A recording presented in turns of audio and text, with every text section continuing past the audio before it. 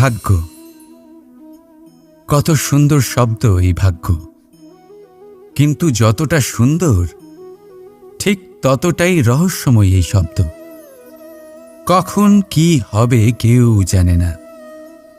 লোকে বলে যে ভাগ্যে যা লেখা আছে তার চেয়ে বেশি কিছুই পাওয়া যায় না, তার চেয়ে কমও কিছুই পাওয়া যায় না। নিয়তির যা রচনা তা কখনো মোছা যায় না। কিন্তু কেউ এইটা বোঝে না যে নিয়তি আপনার কর্মের দ্বারা বদলায়।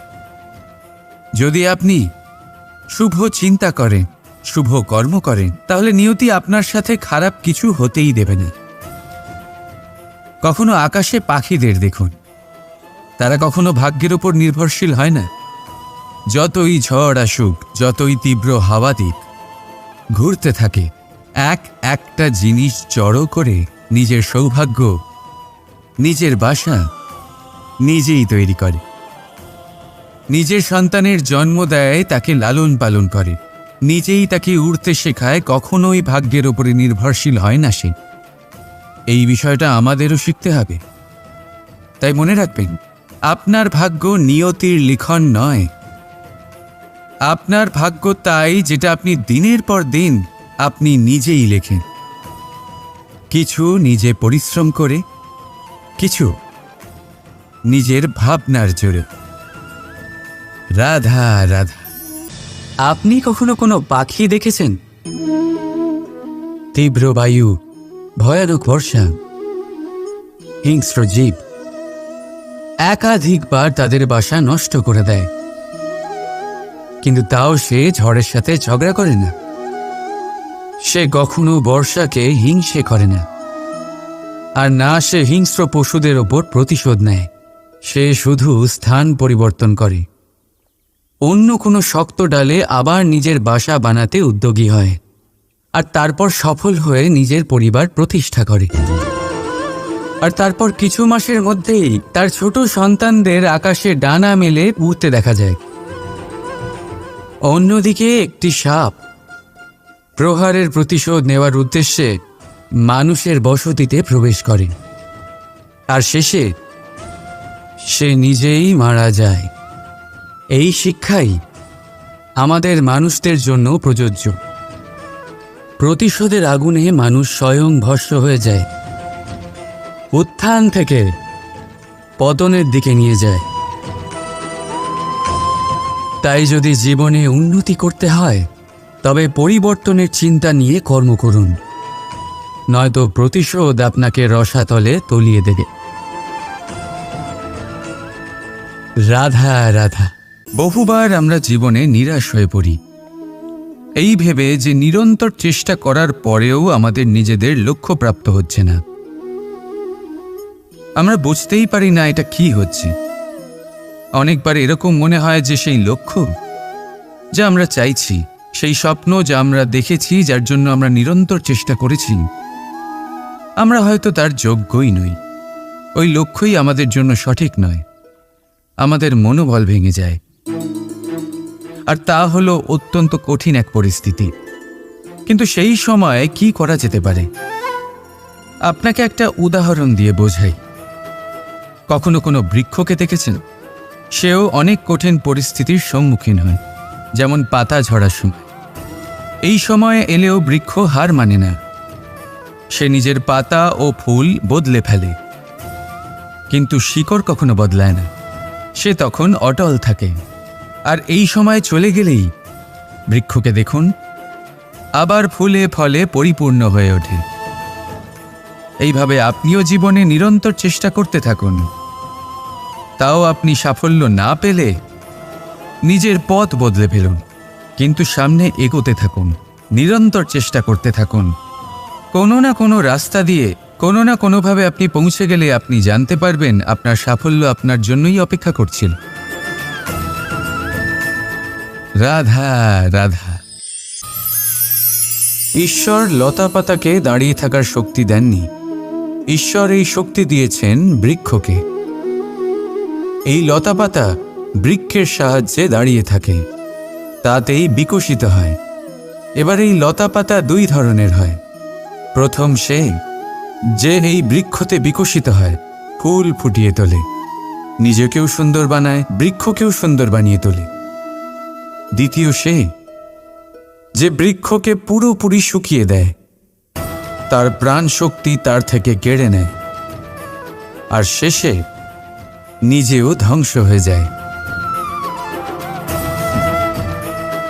তাই মনে রাখবেন, যে ব্যক্তি সবসময় আপনার সাথে থাকে, সবসময় আপনার সম্বল হয়ে থাকে, সবসময় সে আপনাকে সাহায্য করে, আর যদি আপনি তার সাথে ছলনা করেন, আপনার অন্ত নিশ্চিত।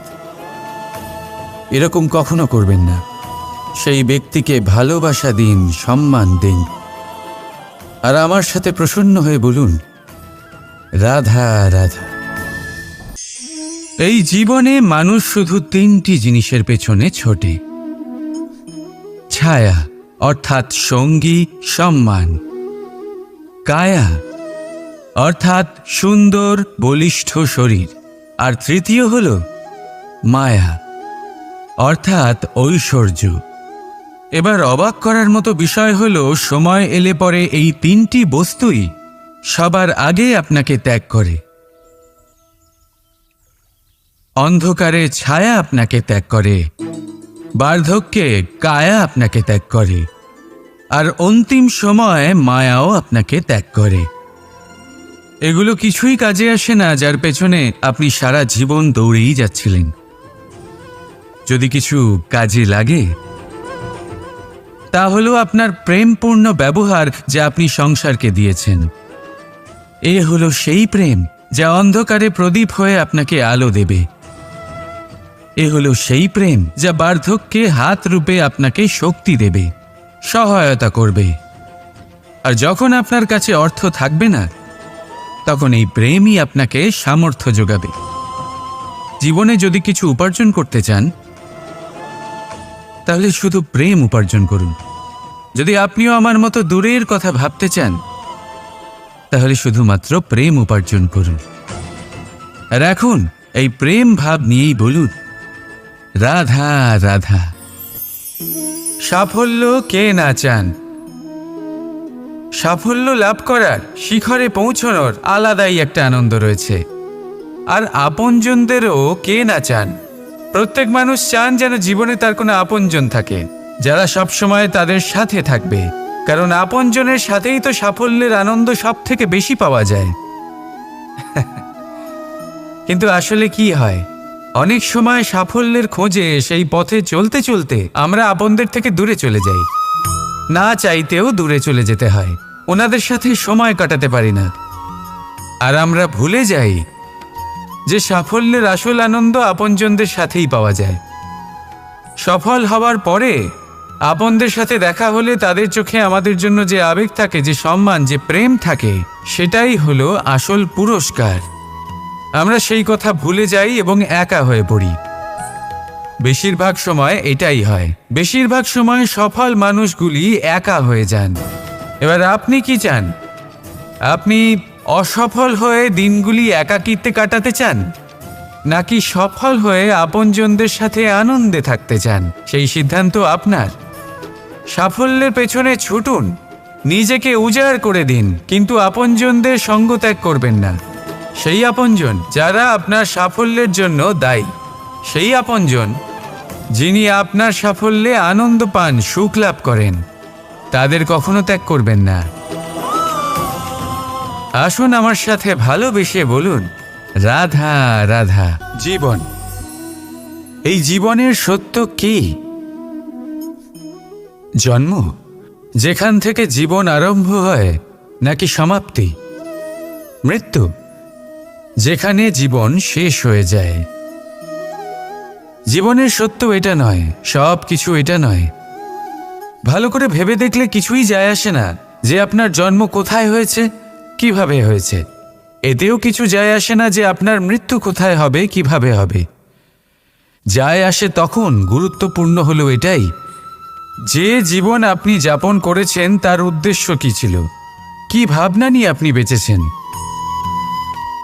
এখন যদি আপনি এমন কিছু করেন যার দ্বারা এই সংসার আপনার থেকে জীবন যাপনের প্রেরণা পেতে পারে, মৃত্যুর পরেও আপনার কর্ম দেখে তা স্মরণ করে জীবনে বাঁচতে শেখেন, তাহলে তার তাৎপর্য হলো আপনি নিজের কর্মের দ্বারা, নির্বাচনের দ্বারা অমর হয়ে গেছেন। দেখুন, জীবনে দুশ্চিন্তা করা হলো বৃথা, মৃত্যুর ভয়ও হলো বৃথা। কারণ আত্মা কখনো মরে না, তাকে কেউ শেষ করতে পারে না, না কাল, না মৃত্যু, আর না সময়। যদি এমন কিছু থাকে যা আপনার আত্মাকে শেষ করে দিতে পারে, তাহলে তা আপনারই নিজের দুষ্কর্ম। তাই এই যে জীবনকাল আপনার কাছে রয়েছে, তাতে শুধু শুভ কর্ম করুন, দুশ্চিন্তা করা ত্যাগ করুন। এমন কর্ম করুন যা দেখে সংসার উচিত পথে চলে আসবে, শুভ কর্ম করবে। যদি আপনার মৃত্যুর পরে সংসার আপনাকে স্মরণ করে শিক্ষা লাভ করে, উচিত পথে চলে, প্রেরিত হয়, তাহলে আপনিও অমর হয়ে যাবেন। আসুন আমার সাথে ভালোবেসে বলুন, রাধা রাধা। আমাদের মনে যখন কোনো প্রশ্ন ওঠে, কোনো দ্বন্দ্ব জাগে, তখন আমরা যাই আমাদের গুরুর কাছে, আমাদের আরাধ্যের কাছে গিয়ে জিজ্ঞেস করি। এইভাবেই একদিন আমি পৌঁছলাম আমার আরাধ্যের কাছে, আমার মহাদেবের কাছে, আর ওনাকে প্রশ্ন করলাম যে, মহাদেব, জীবনে আনন্দ পাওয়ার, উৎসব পালনের, প্রেম ভাগ করে নেবার, জীবনকে উপভোগ করে নেওয়ার সর্বশ্রেষ্ঠ সময় কোনটা? মহাদেব হাসলেন আর উনি বললেন, জীবনে উৎসব পালনের সবথেকে শ্রেষ্ঠ দিন হল মৃত্যুর ঠিক আগের দিনটা। প্রেম ভাগ করে নেওয়ার সবথেকে শ্রেষ্ঠ মুহূর্ত হল মৃত্যুর ঠিক আগের মুহূর্ত। জীবনকে উপভোগ করে নেওয়ার সর্বশ্রেষ্ঠ প্রহর হল মৃত্যুর এক প্রহর পূর্বে। তখন আমি চমকে গেলাম। আমি বললাম, কিন্তু মহাদেব, মৃত্যু তো অনিশ্চিত, আমরা জানিও না কবে আমাদের মৃত্যু হবে। মহাদেব আবার হাসলেন। উনি বললেন যে, যদি আমরা এভাবে জীবন কাটাই যে আমরা জীবনের প্রত্যেক দিন, প্রত্যেক মুহূর্ত, প্রত্যেক প্রহর শেষ বলে মনে করি, তাহলে আমাদের সমস্ত জীবন আনন্দের সাথেই অতিবাহিত হবে। কি বলেন? তাহলে আপনিও এই কথা মনে রাখুন আর আমার সাথে ভালোবেসে বলুন, রাধা রাধা। মানুষের সবথেকে বড় শক্তি কি? তার বাহুবল, অর্জন করা ধন, নাকি তার পেছনে দাঁড়িয়ে থাকা তার সমর্থক বা প্রশংসকদের দল, নাকি ঈশ্বরের আশীর্বাদ? সেটা কি? মানুষের সবথেকে বড় শক্তি হলো একটাই, আর তা সকলের মধ্যে আছে, আর তা হলো তার নিজের অস্তিত্ব, যা অন্য কারোর মধ্যে নেই। সংসারে অনেক লোক রয়েছেন, কিন্তু কেউ আপনার মতো নন। এটা হলো আপনার শক্তি, এ হলো আপনার নিজস্ব শক্তি। দুর্ভাগ্যবশত বেশিরভাগ মানুষ এটা বুঝতে পারেন না, নিজের শক্তিকে চিনতে পারেন না। কিন্তু যদি আপনি চিনতে পারেন, তাহলে আপনি নিজের অন্তরে অনুভব করবেন একটা অসীম শক্তির অস্তিত্ব। যে সাফল্যের পথে আপনি চলছেন, আপনি দেখবেন যে এই সাফল্যের দ্বার নিজে থেকেই খুলে গেছে। শুধু প্রয়োজন হলো নিজের এই শক্তিকে চিনে নেবার, নিজের এই বিশেষত্বকে বোঝার। কারণ এই যে আপনার বিশেষত্ব, এ কোনোদিনও আপনার থেকে দূরে চলে যাবে না, চিরকাল আপনার সাথে জড়িত থাকবে। যদি আমি বাহুবলের কথা বলি, সময়ের সাথে সেটা চলে যাবেই। যদি কথা বলি অর্জিত ধনের, তাহলে সময়ের সাথে সেটাও চলে যাবে।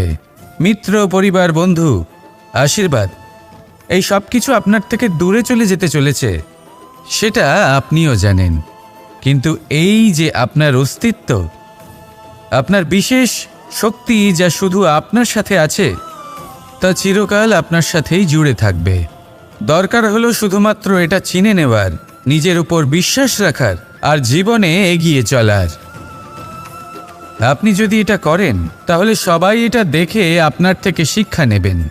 তাহলে এটাই করুন আর আমার সাথে ভালোবেসে বলুন, রাধা রাধা। নাম, এই নাম আসলে কি বলা বড়ই মুশকিল।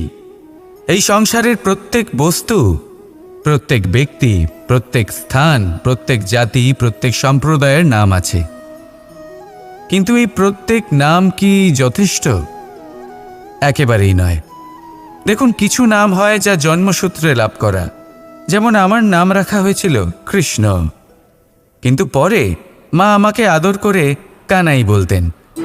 যখন আমি গোবর্ধন পর্বত ধারণ করি তখন সকলে আমাকে গোবিন্দ বলে ডাকতেন।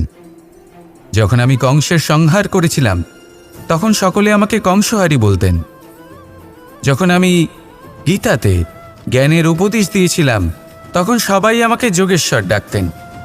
কিছু নাম হয় যা জন্মসূত্রে পাওয়া যায়, আর কিছু নাম হয় যা কর্মসূত্রে পাওয়া যায়। জন্মসূত্রে পাওয়া নাম মৃত্যুর সাথে সাথে শেষ হয়ে যায়, কিন্তু কর্মের দ্বারা প্রাপ্ত নাম মৃত্যুর পরেও অক্ষত থেকে যায়। তাই আপনি এই নামের মোহে কখনোই জড়াবেন না। শুধু কর্ম করতে থাকুন, তাহলেই এই মন আনন্দিত হয়ে উঠবে। আসুন আর আমার সাথে ভালোবেসে বলুন, রাধা রাধা। এই সংসারে সবচেয়ে বড় পাপ কি হতে পারে? কেউ বলবেন অসত্য, কেউ বলবেন ছলনা, আবার কেউ বলবেন লালসা। না, সংসারে সবচেয়ে বড় পাপ হল নারী জাতির অসম্মান, নারীর মান ভঙ্গ করা। কারণ এই অপরাধ কেবল নারীর শরীরকেই নয়, বরং তার মন আর আত্মাকেও আহত করে থাকে। তাহলে এবার প্রশ্ন হলো, যে এই অপরাধ করেছে তাকে কি শাস্তি দেওয়া উচিত? কেউ বলবেন শারীরিক যন্ত্রণা, আর কেউ বলবেন মৃত্যুদণ্ড। কিন্তু এই অপরাধের শাস্তি নির্ধারণ করার আগে এটা জানার কি কোনো প্রয়োজন নেই যে অপরাধী আসলে কে? এখন আপনি বলবেন সহজ ব্যাপার, সেই পুরুষ যে নারীর মান ভঙ্গ করেছে। কিন্তু এ কি সম্পূর্ণ সত্যি? নিজের অপমানের জন্য, নিজের সম্মানকে নিজেই হারানোর জন্য কখনো নারী কি নিজে দায়ী হতে পারে না? ভেবে দেখুন, সম্মানহানির থেকে বাঁচার জন্য সর্বপ্রথম সম্মানের সীমার উপর নজর দেওয়া প্রয়োজন। রাবণ সীতার হরণ এই জন্যই করতে পেরেছিলেন কারণ সীতা নিজের বোকামোর জন্য রাবণের সেই সীমা উল্লঙ্ঘন করা সহজ করে দিয়েছিলেন। কিন্তু অশোক বাটিকাতে সেই সীতাকেই রাবণ স্পর্শ পর্যন্ত করতে পারেননি, কারণ সে রাবণ আর তার মাঝখানে ঘাস দিয়ে একটা ছোট রেখা বানিয়ে দিয়েছিলেন। জীবনে না বলতে শিখুন। যদি কেউ আপনার সম্মানের সীমা পার করতে চেষ্টা করে তাহলে তাকে সেখানেই আটকাতে শিখুন। আপনার ওপরে ওঠা প্রথম হাত, প্রথম কটাক্ষ ওইখানেই আটকাতে শিখে নিন। তখন কোনো পুরুষের সাহস হবে না আপনাকে আবার অপমান করতে চেষ্টা করার, কারণ নারী জননী, পূজনীয়। তাই নিজেকে দুর্বল মনে করে আপনি অপরাধী হবেন না। রাধা রাধা। এই হিরেটা দেখতে পাচ্ছেন আপনি? লক্ষ কোটি বছর ধরে পৃথিবীর গর্ভে থাকার পরে এটা এতটা শক্ত হয়ে ওঠে, কিন্তু যখন খনি থেকে একে বের করা হয় এটি কয়লার মতোই থাকে, সাদা, শক্ত, নিস্তেজ। কিন্তু যখন একে পালিশ করা হয় তখন এটা তেজ লাভ করে, আর ঠিক তখনই এর মূল্য বৃদ্ধি পায়। সংসারে মানুষের সাথেও ঠিক এমনটাই হয়ে থাকে। মানুষের বুদ্ধি, মেধা, অভিজ্ঞতা সেই বছরগুলোর জন্য বৃদ্ধি পায় না যে বছরগুলো আমরা জীবনে কাটিয়েছি, বরং সেই মুহূর্ত থেকে ফুটে ওঠে যখন আমরা কষ্টের সম্মুখীন হয়েছি, বিপদের সম্মুখীন হই, সংকট পেরিয়েছি, ছলনা আর ক্লেশ সহ্য করেছি। এই জন্য যদি আপনার জীবনে আপনি সংকটের সম্মুখীন হন, বিপদ আসে, কষ্ট আসে, তাতে একেবারেই ভয়ভীত হবেন না। তাকে আহ্বান জানান, কারণ এই পরিস্থিতিগুলোই আপনাকে অভিজ্ঞতা দেবে যা আপনাকে উন্নত করবে। রাধা রাধা। প্রকৃতি প্রত্যেক জীবকে অনুভূতি দিয়েছে, যাতে সে নিশ্চল না হয়, কোনো না কোনো কর্ম করতে থাকে। আর সেই অনুভূতি হল খিদে। পশু পক্ষী প্রাণী পরিশ্রম করতে থাকে নিজের খিদে মেটানোর জন্য। কিন্তু অন্য জীবের মতো মানুষের খিদে কি তার পেট অবধি সীমিত থাকে? পেটের খিদে মেটাতে মেটাতে কখন যে এই খিদে মন আর মায়ার তৃষ্ণায় রূপান্তরিত হয় আমরা বুঝতেই পারি না। আর বেশিরভাগ ক্ষেত্রে এই তৃষ্ণা অর্থ সংগ্রহ করা অবধি সীমিত থাকে। নিজের জীবন ধারণ ছেড়ে কার জন্য এই অর্থ সংগ্রহ করছেন আপনি? আগামী প্রজন্মের জন্য। বড়ই বিচিত্র, তাই না? নিজের জীবন ধারণ ছেড়ে অর্থ সংগ্রহ করতে করতে নিজের জীবনের সুখ বিসর্জন দিচ্ছেন, আর আগামী প্রজন্মকে কাজ করার থেকেও আটকাচ্ছেন। পুত্র যখন কুপুত্র তখন কেন অর্থ সঞ্চয়? পুত্র যখন সুপুত্র তখন কেন অর্থ সঞ্চয়? নিজের সন্তানকে সংস্কার দিন, অর্থ নয়। যদি সন্তান সংস্কারী হয় তখন সে নিজের এক সংসার তৈরি করবে। যদি সংস্কারহীন হয় তাহলে আপনার বানানো সংসার এমনিই সে ভেঙে দেবে। জীবনে যদি কিছু সঞ্চয় করতে হয় তাহলে জ্ঞান সঞ্চয় করুন, প্রেম সঞ্চয় করুন, আর আমার সাথে ভালোবেসে বলুন, রাধা রাধা। জীবনকে রথ বলা হয়, কিন্তু কেন? এখন আপনি বলবেন এই জন্য কারণ জীবনও ঠিক রথের মতোই চলতে থাকে। কিন্তু আপনি কখনো এই রথকে বোঝার চেষ্টা করেছেন? এই রথে সামনে ঘোড়া থাকে আর পিছনে চাকা। এই ঘোড়া হলো আপনার কর্ম, আর এই চাকা কর্মফল। এই ঘোড়া যেখানেই যায় রথের চাকাগুলি সেখানেই এগোতে থাকে। যদি আপনার ঘোড়া অর্থাৎ আপনার কর্ম শুভ সহজ পথে চলে তাহলে আপনার যাত্রাও আনন্দময় হবে। যদি কুকর্মের খারাপ পথে চলেন তাহলে আপনার যাত্রা খানা খন্দ দিয়ে ভরে যাবে। আপনার কর্মগুলিকে ঘোড়ার মতো নিয়ন্ত্রণে রাখুন। ফলের চাকা সর্বদাই আপনাকে মধুর পরিণামই দিবে। রাধা রাধা। বলুন, শ্রেষ্ঠ কে? রেশমের সুতো যিনি তৈরি করেন, নাকি তিনি যিনি এই সুতো দিয়ে বস্ত্র তৈরি করেন? নিশ্চিতভাবে যিনি বস্ত্র বানান। এবারে বলুন, শ্রেষ্ঠ কে? নদী তটে মাটি ছড়িয়ে রেখে দেয় যে বান, নাকি সেই মাটি একত্রিত করে তাই দিয়ে যিনি মূর্তি বানান সেই মূর্তিকার? নিশ্চিতভাবেই মূর্তিকার। এবারে বলুন, শ্রেষ্ঠ কে?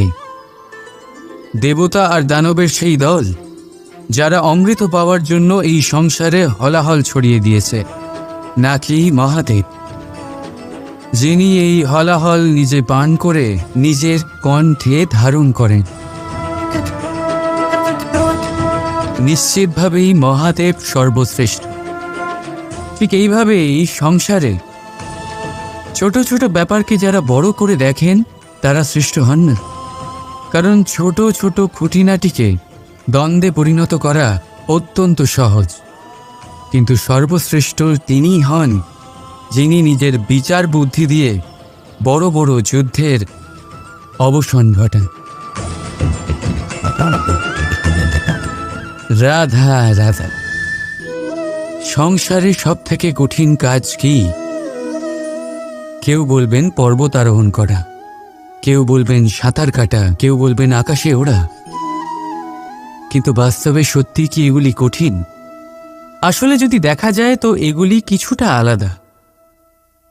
যে কাজ আমরা করতে অভ্যস্ত নই আমরা তাকে কঠিন ভেবে নিই।